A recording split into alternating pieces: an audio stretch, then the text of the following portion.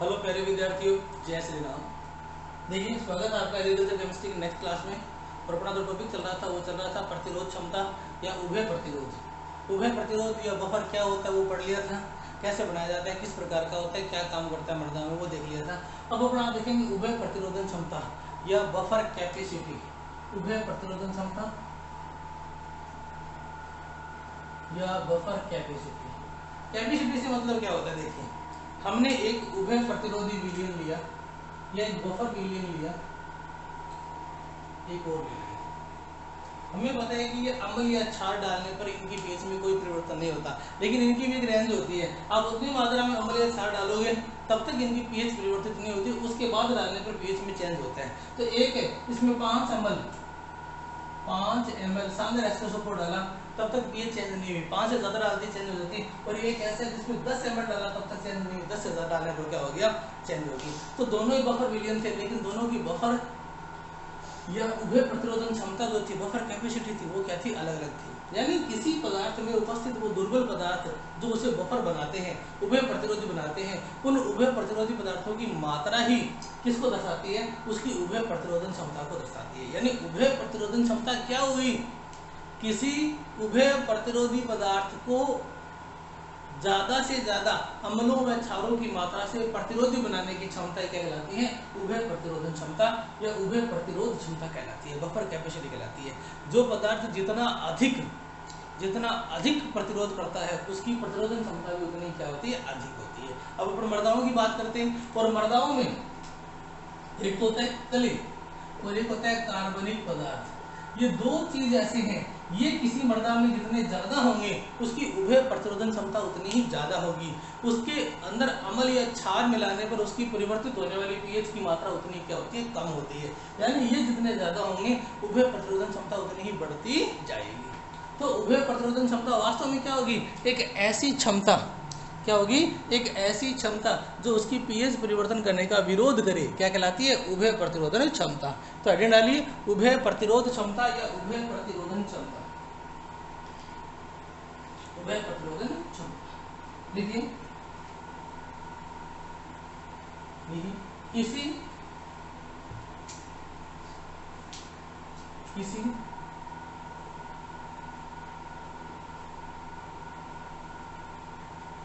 उभय प्रतिरोधी विलयन की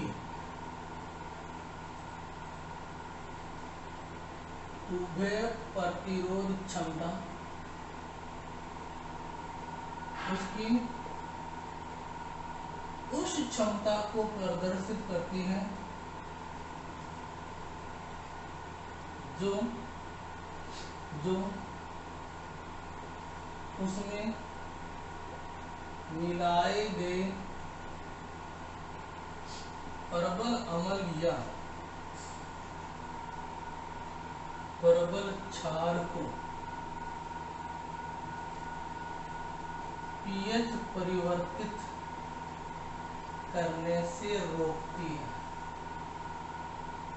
किसी उभय प्रतिरोधी विलयन की उभय प्रतिरोधी क्षमता उसकी उस क्षमता को प्रदर्शित करती है जो उसमें मिलाए गए प्रबल अम्ल या प्रबल क्षार को पीएच परिवर्तित करने से रोकती है। पीएच परिवर्तित करने से रोकती है। एक उभय प्रतिरोधी विलयन है जो थोड़ा बहुत अम्ल या क्षार मिलाने के बाद भी पीएच चेंज करता है, तो कोई ऐसा भी है जो बहुत ज्यादा अम्ल या क्षार मिलाने पर पीएच क्या करता है, परिवर्तित करता है। ठीक है ना। अब देखो, किसी मृदा कोलोइड की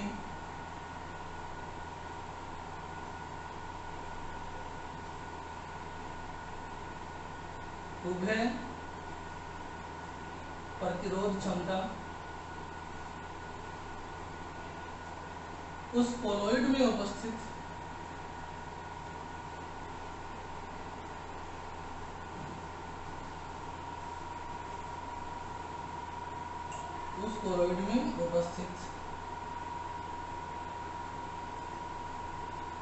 क्ले की मात्रा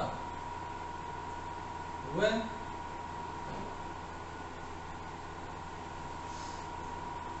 कार्बनिक पदार्थ की मात्रा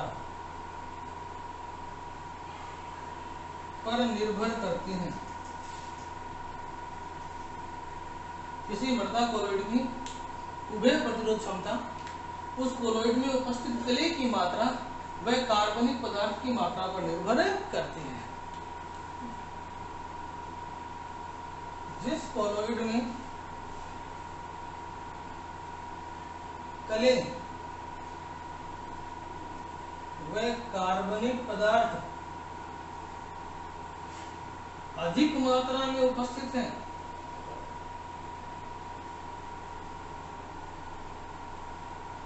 उनकी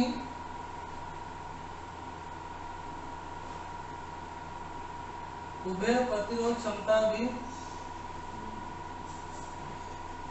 अधिक होती है। और जिसकी उभय प्रतिरोध क्षमता जितनी ज़्यादा होती है वो मृदा उतनी ही उपजाऊ मानी जाती है, क्योंकि विशेष प्रकार के पदार्थों की छिड़काव या अधिक उर्वरक या अन्य पेस्टिसाइड के उपयोग से भी वहाँ की पीएच परिवर्तित नहीं होते। ठीक है ना। तो उतार लो उभय प्रतिरोध क्षमता, फटाफट उतारो।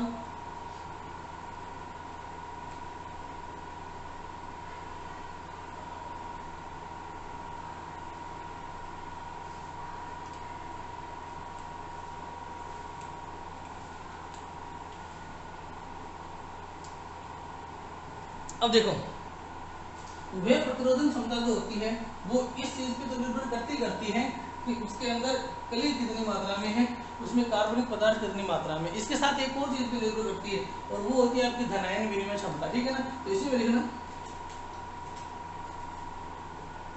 किसी मृदा, इसको स्टार लगा लेना, किसी मृदा कोलोइड की उभय प्रतिरोधन या प्रतिरोध एक ही बात है क्षमता उस मृदा की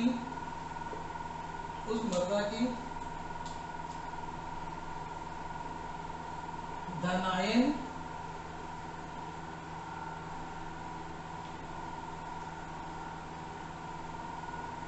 इसको छोड़ो, उस मृदा की प्रतिशत बेस संतृप्ति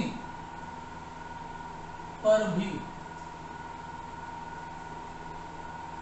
निर्भर करती है। यानी किसी मृदा कोलोइड की उभय प्रतिरोधन क्षमता उस मृदा की प्रतिशत बेस संतृप्ति पर भी निर्भर करती है। और प्रतिशत बेस संतृप्ति जैसे जैसे बढ़ती है वैसे क्या होती है, उभय प्रतिरोधन क्षमता बढ़ती जाती है। ठीक है ना। तो क्या लिखोगे, प्रतिशत बेस संतृप्ति बढ़ने पर उभय प्रतिरोधन क्षमता भी बढ़ती जाती है। प्रतिशत बेस संतृप्ति बढ़ने पर उभय प्रतिरोधन क्षमता भी बढ़ती जाती है। ठीक है ना। तो एक स्टार लगेगा। सर्वाधिक उभय प्रतिरोधन क्षमता 50% बेस संतृप्ति पर दर्शाई जाती है।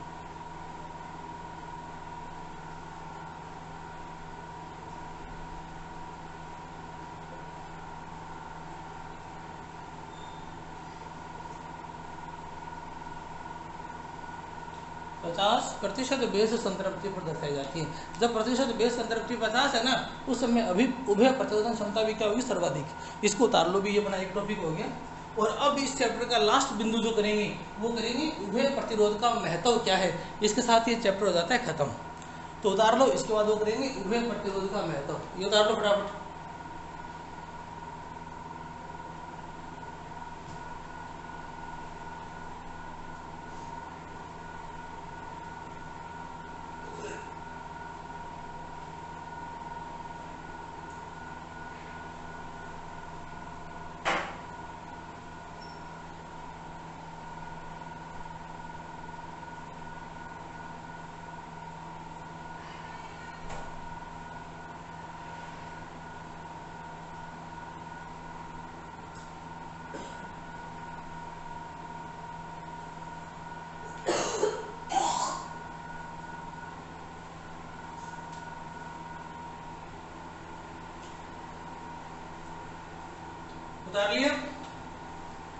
अब देखो नेक्स्ट बिंदु, उभय प्रतिरोध का महत्व या इंपॉर्टेंस ऑफ बफर एक्टिविटी।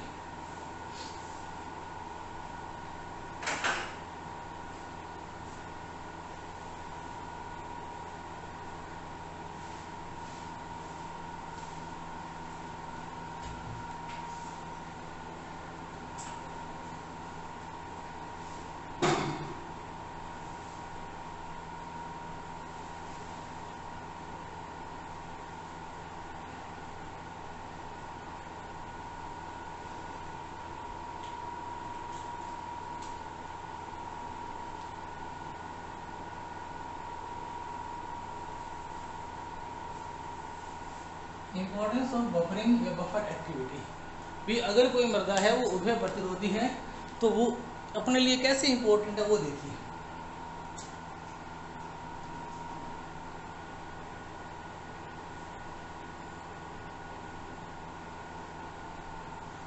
करें स्टार्ट।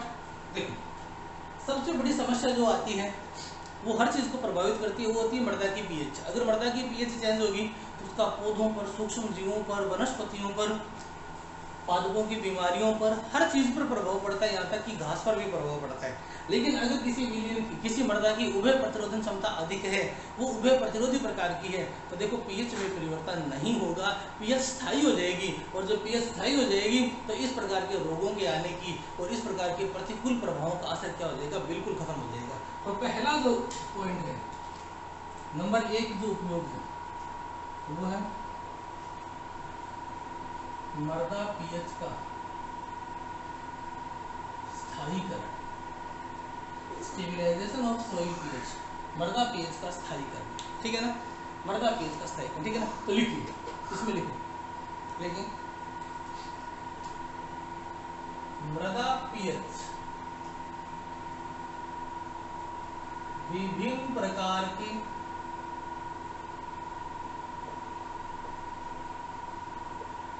पादप रोगों को प्रभावित करते हैं। यह सूक्ष्म जीवों की क्रियाशीलता व पौधों व वनस्पतियों के विकास को भी प्रभावित करते हैं। अतः यदि मृदा पीएच में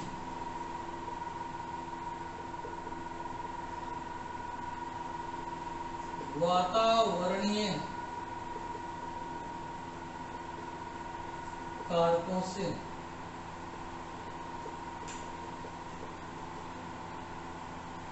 परिवर्तन होता है तो अतः यदि मृदा पीएच में वातावरणीय कारकों से परिवर्तन होता है तो इन सभी गुणों में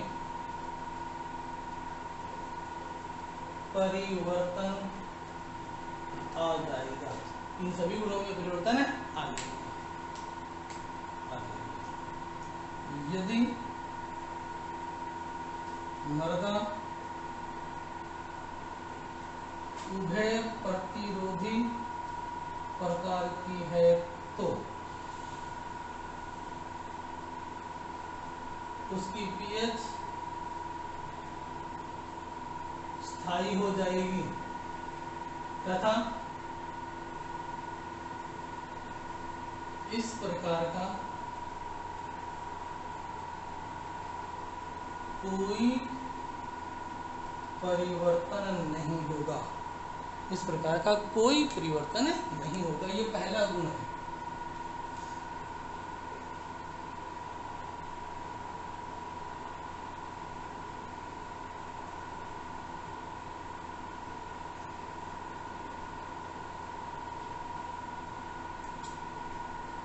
बता दो पहला मृदा पीएच का स्थायीकरण।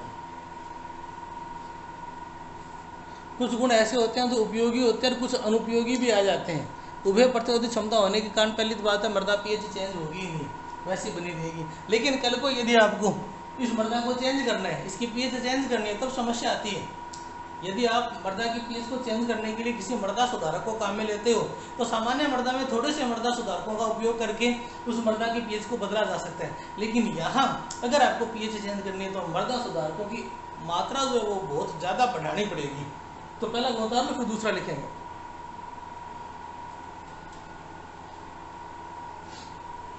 दूसरा, जरूर से ज्यादा मृदा सुधारक काम में लेने पड़ते हैं यदि मृदा की सुधार करनी हो तो। नंबर 2,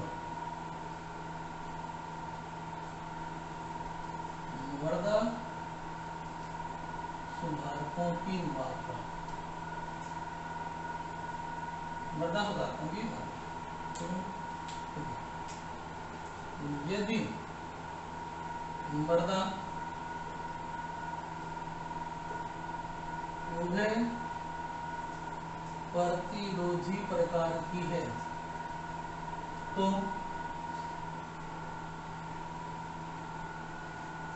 अत्यधिक मात्रा में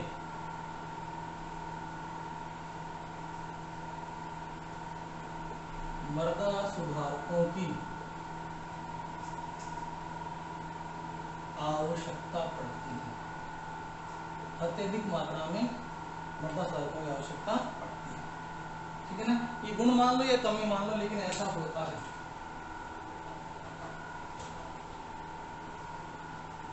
ठीक है ना, इसीलिए मृदा के संगठन यानी उसमें उपस्थित क्ले की मात्रा व कार्बनिक पदार्थों की मात्रा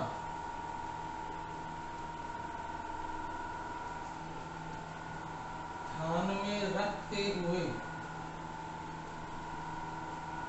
मृदा सुधारकों की मात्रा निर्धारित की जाती है। यानी क्ले ज्यादा है तो उभय प्रतिरोधन क्षमता बढ़ जाएगी, कार्बनिक पदार्थ ज्यादा है तो भी उभय प्रतिरोधन क्षमता बढ़ जाएगी। तो अगर ये दोनों ज्यादा है तो मृदा सुधारक भी बहुत ज्यादा मात्रा में डालना पड़ेगा। ठीक है ना, ये लो, इसके साथ ही चैप्टर होता है कंप्लीट। चैप्टर देख लो, आपके वीडियो भेज चुका हूँ आपको मैं, क्वेश्चन वगैरह चेक कर लो, कुछ पूछना है तो पूछ लेना। कल नया चैप्टर स्टार्ट करेंगे। ओके बाय, जय श्री राम।